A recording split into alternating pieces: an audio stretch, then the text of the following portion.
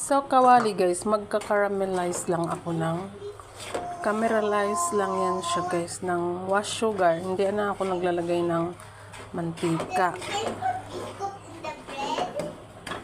Tutunawin ko lang yan siya bago ko ilagay yung kamote.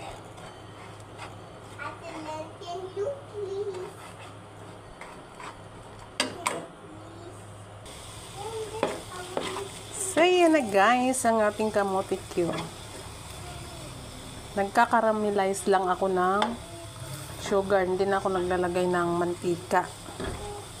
Ayan, nag-crispy lang siya. Hindi yan matutunaw yung sugar kahit bukas. Kasi wala yan siyang asukal. Ay, walang asukal. Walang mantika. Yan, ganyan lang kamote Q na